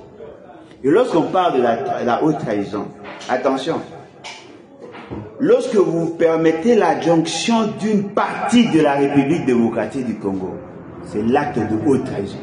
On vous arrête. Or, le président de la République ne peut être jugé que par la Cour constitutionnelle, parce que la Constitution le veut ainsi. Il bénéficie d'un privilège juridictionnel. Il ne peut être jugé que par la haute cour. Et lorsqu'on veut le poursuivre, il faut que l'Assemblée nationale et le Sénat autorisent le poursuite, la mise en accusation du président et son arrestation. C'est-à-dire qu'on peut autoriser sa mise en accusation, on l'amène là, on les juge. Pour les condamner, le Parlement dit non, niet, vous n'avez pas le droit de les condamner, il doit terminer son mandat et après, le Parlement a le pouvoir. Voyez-vous? Ce sont là des réalités qui sont dans la Constitution. Alors, vous avez affaire à un président, je prends l'exemple de M. Félix Tshisekedi, qui est président, fort malheureusement. Vous voulez le poursuivre. Il aurait violé votre fille de 17 ans en France ou en Belgique, tout ça. La première des questions que la Cour se pose, cet acte a été posé quand? Avant qu'il ne soit président, en sursoir. Il ne sera pas poursuivi pour ça. Le jour où il ne sera plus président, on va l'arrêter pour ça. Oh non, il n'y a pas de non. On va l'arrêter pour ça parce que l'acte a été posé avant. Il pose des actes en tant que président qui énervent les dispositions pertinentes de l'article 164. Il peut être poursuivi aujourd'hui. Mais s'il pose des actes par rapport à la fonction du président et qu'il quittait le pouvoir, la Constitution n'a pas prévu ce que l'on devait en faire. Heureusement pour nous, lui-même a envoyé la Cour constitutionnelle pour nous dire que non, même après mon départ, je peux être jugé. Il dit, ah, ça s'il a bien compris. Parce que le fait seulement qu'il veut poursuivre un ancien Premier ministre alors que la Constitution n'a pas prévu cela, naturellement, on élargit les compétences de la Cour constitutionnelle. On ne va pas juger que le Premier ministre qui est poursuivi aujourd'hui, mais aussi l'ancien président. C'est-à-dire qu'on peut poursuivre Kabila pour des faits commis pendant qu'il est en fonction et à l'exercice de sa fonction, et même après. Et naturellement, il vient de résoudre là un problème qui a empêché, au regard des dispositions pertinentes de la Constitution, à ce que les anciens premiers ministres et les anciens présidents soient poursuivis.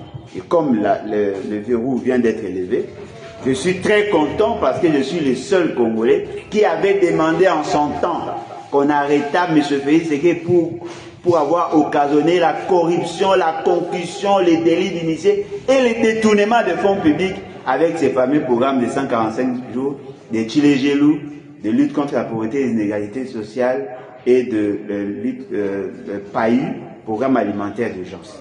Donc aujourd'hui, je suis parmi les hommes les plus heureux parce que je sais qu'un jour, il sera arrêté. Alors, comprenez mon émotion. Alors, en dehors de la Cour constitutionnelle, nous avons la Cour de cassation. C'est dans le pouvoir judiciaire. La Cour de cassation. La Cour de cassation a aussi ses compétences. Ses compétences notamment de juger le haut cadre de la République, tels que le ministre, les députés, les sénateurs, qui peuvent être jugés par la Cour de cassation. La Cour de cassation a des matières qui le concernent par rapport au dossier des litiges de contentieux au niveau national. Il y a aussi la Cour, le Conseil d'État, qui est aussi une instance qui a des matières spécifiques qu'il traite. Et il y a le Conseil,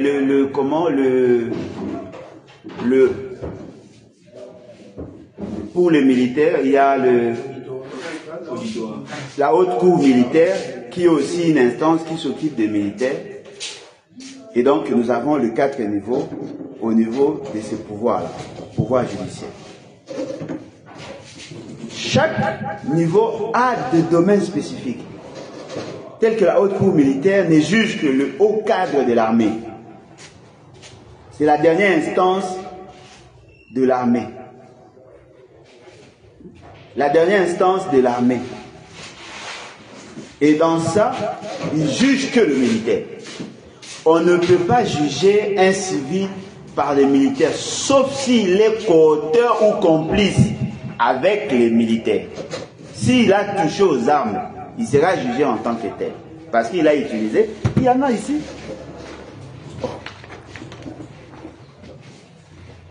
C'est comme ça qu'il peut être jugé. Et chaque Congolais, chaque niveau de fonction, vous avez un juge naturel. Voilà pourquoi la Constitution dit ceci. Après arrestation, après avoir été interpellé par la justice, toute personne a le droit d'être présentée devant son juge en dehors les 48 heures. Et on doit vous dire c'est pourquoi on vous poursuit. On ne peut pas vous arrêter comme on arrête tout le monde. Ah monsieur, on m'arrête pourquoi? Non, il faut me le dire, parce que je dois être en contact avec mon avocat. Je dois être défendu, je dois à la défense. Le Congo, que ce soit des Kabyles à des tristes mémoires, que ce soit le Congo de M. Félix Tshisekedi, on peut vous arrêter, on vous met en prison pendant 65 jours sans connaître votre juge. Oh non, vous m'arrêtez, oui, mais pourquoi? Non, attendez, 65 jours au cachot. Et après on dit non, on vous prend, on va vous déposer auprès de la Cour de cassation. On vous dit, bon ok, vous allez être jugé. C'est comme Jimmy Kiteng, il a fait 10 jours au cachot. Jusque là, on ne lui a pas dit ce dont on lui reproche. Officiellement. On ne lui a pas dit.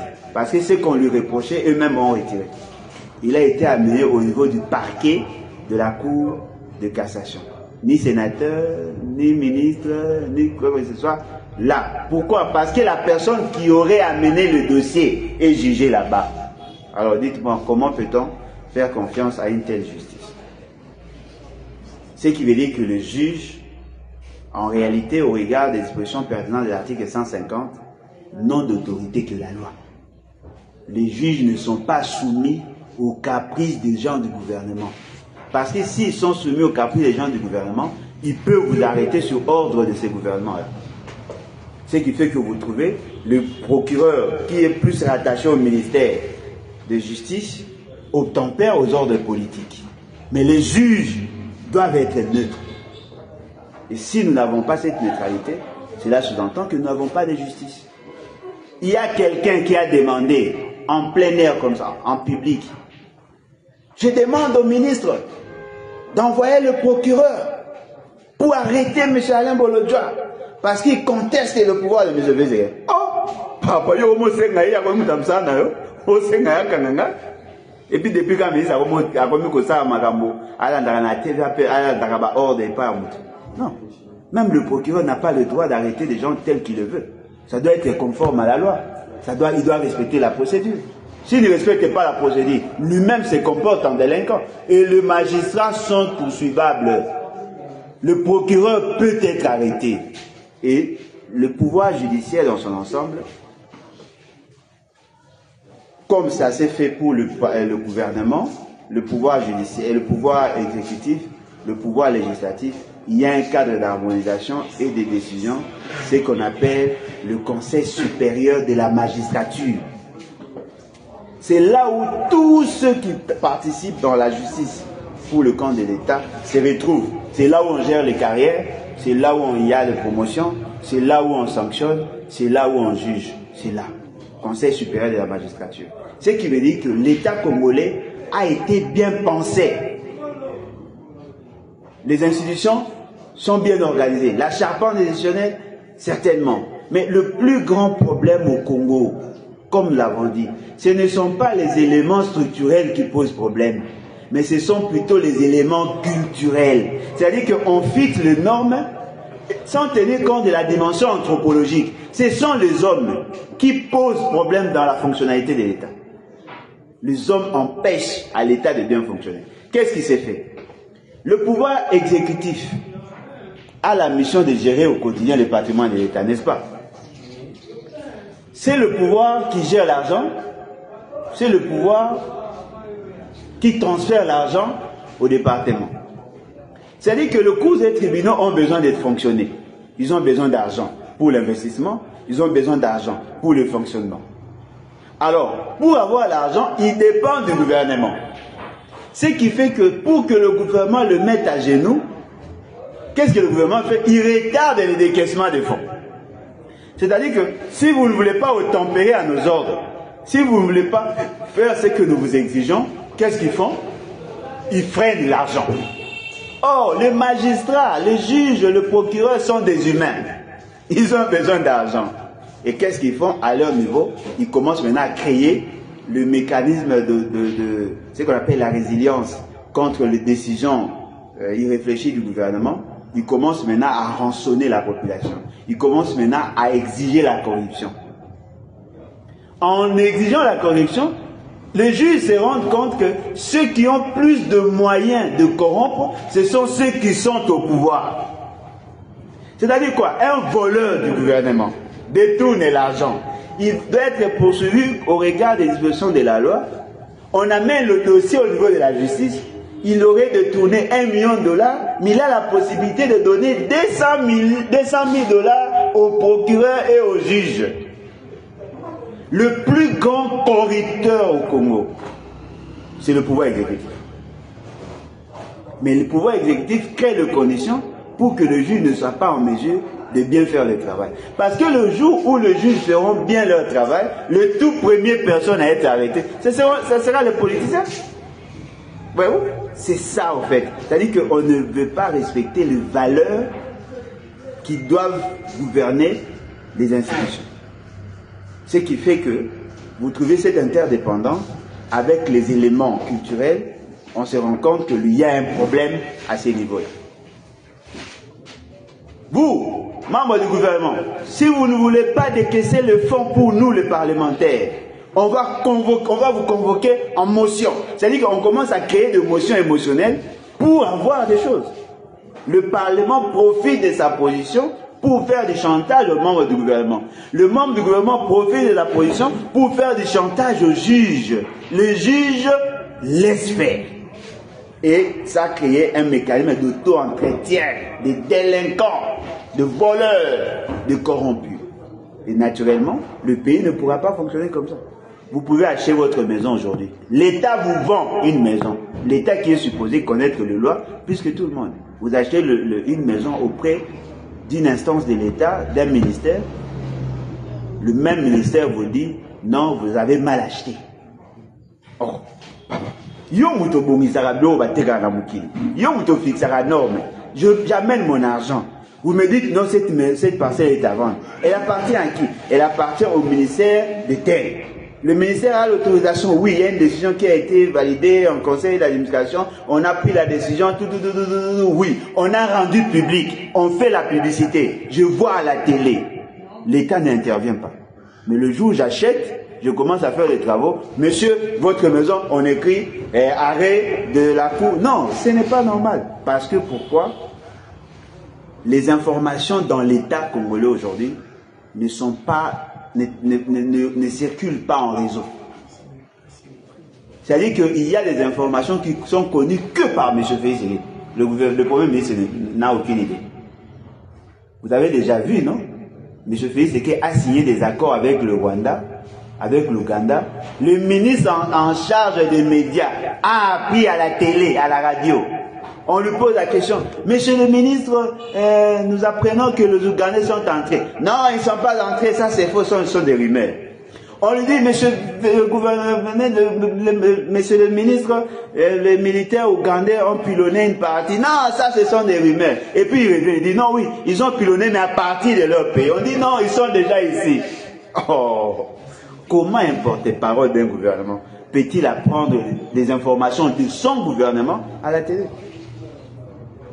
Le ministre en charge des transports.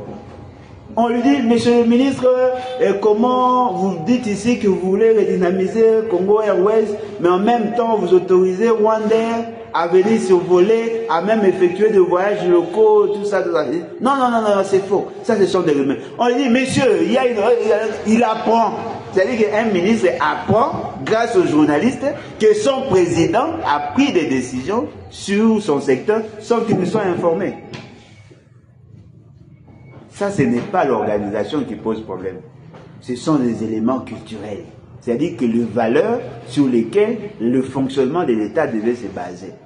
C'est ça notre combat. Nous ne sommes pas là pour combattre Félix Tshisekedi. Pour moi, il n'est pas un défi. Nous sommes là pour défendre. C'est ce qu'on appelle le mauvais système. C'est-à-dire qu'on fixe des lois, mais il y a d'autres pratiques qui ne sont pas conformes à la loi, mais qui sont quand même acceptées.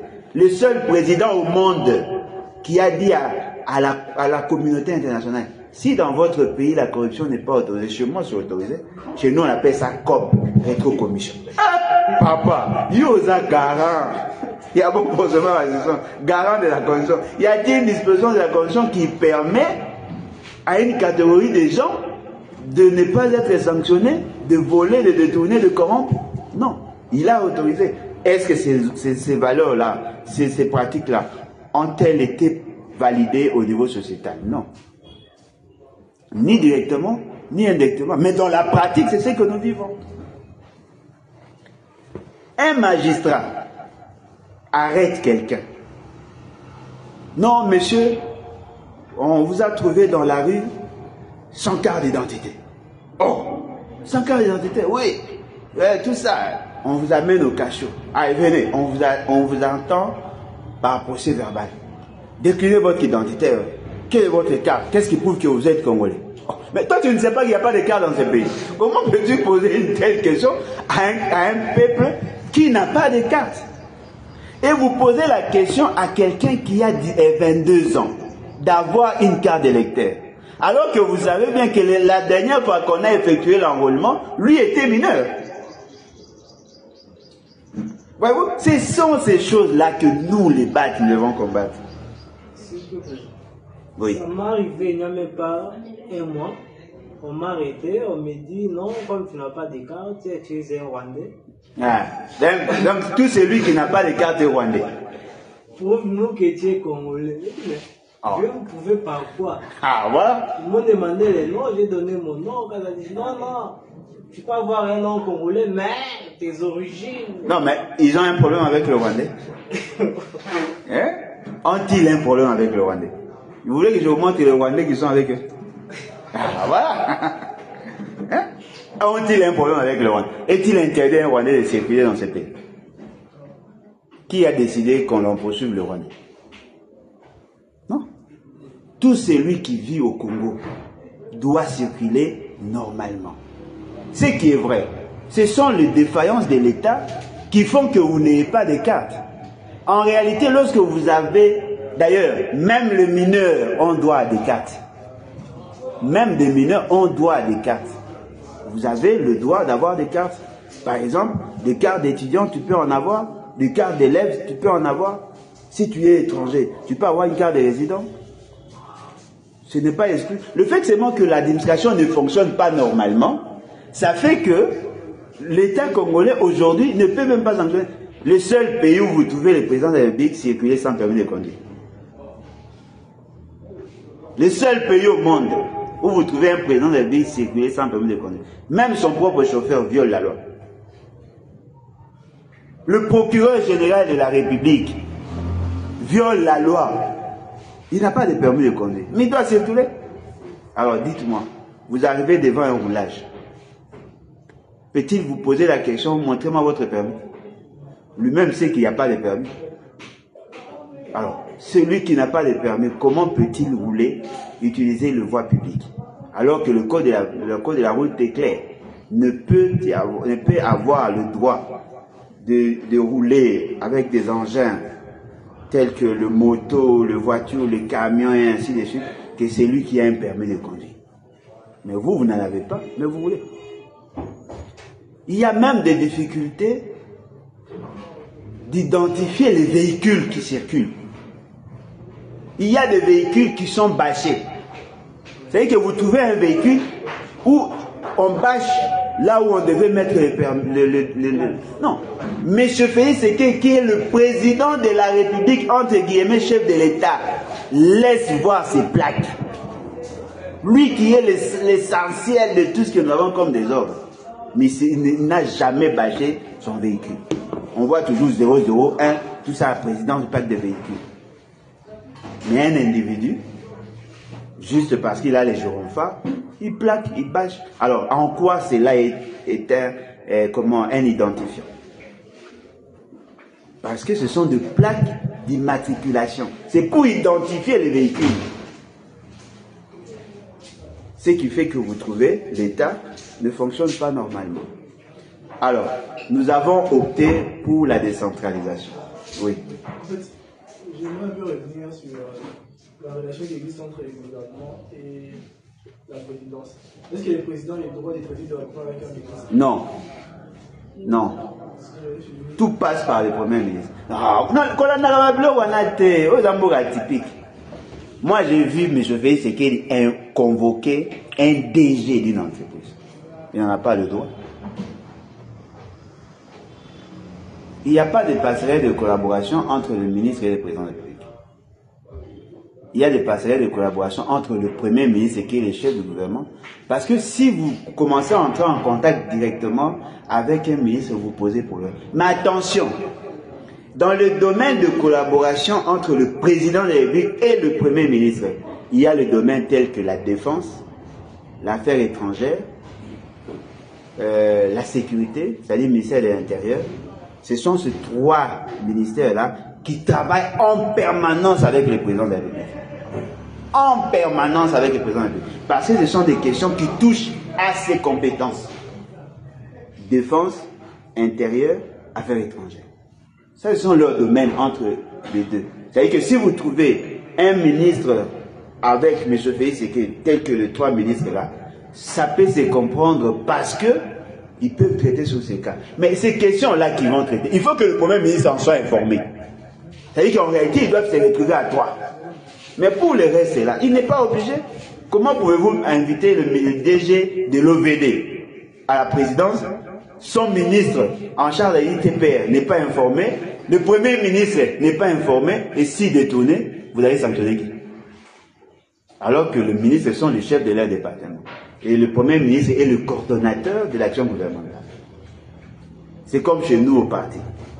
Je suis président national, paf, j'invite directement un sectionnaire, sans en informer le secrétaire général et le président fédéral.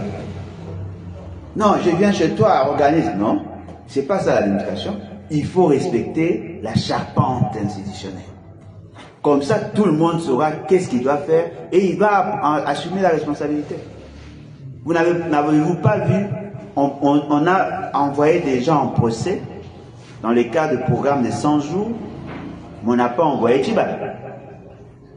En réalité, s'il y a des détournements au gouvernement, c'est le Premier ministre qui doit endosser la responsabilité. Il n'a pas été impliqué. Vous savez pourquoi? Parce qu'il n'était même pas associé. Et on dit aux gens, non, et parce que le gouvernement était démissionnaire. Non, je vous ai dit, non? Pour que le gouvernement ne soit démissionnaire, comme je vous l'avais dit hier, pour que le gouvernement ne soit démissionnaire, il faut d'abord qu'il y ait une motion de censure. C'est en ce moment-là que le gouvernement est réputé démissionnaire. Après 48 heures, le Premier ministre doit déposer sa démission. Lorsqu'il dépose sa démission, il devient démissionnaire. Et en ces moments-là, il reste en fonction. Jusqu'à l'installation d'un nouveau Premier ministre, un nouveau gouvernement, investiture d'un nouveau gouvernement. C'est en ces moments-là qu'il y a passation de dossiers. C'est ce qu'on appelle la remise et reprise. Oh, constitution avait 229 articles. Les gens n'ont pas le temps de lire. Ils sont tellement préoccupés à chercher l'argent. Et justement parce que vous n'avez même pas les charges. Il faut lire, il faut chercher à se documenter. Il faut connaître l'État. On ne peut pas bien servir l'État sans le connaître. Voilà pourquoi nous disons connaître pour mieux servir.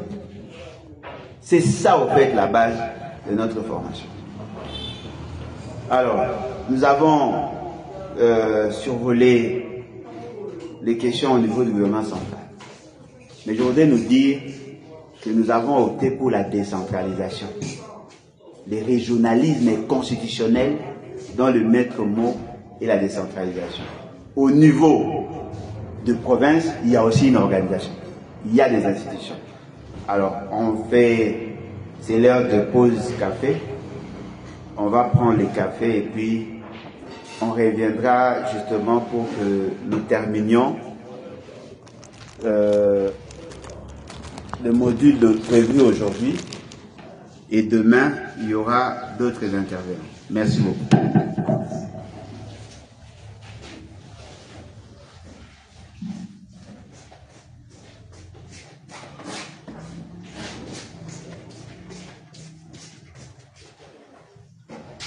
Les autres ne sont pas venus, donc on va considérer ça comme abandon.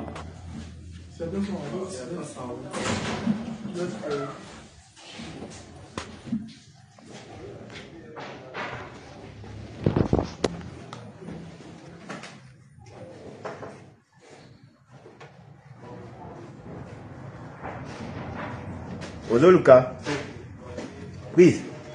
Ah, Chris.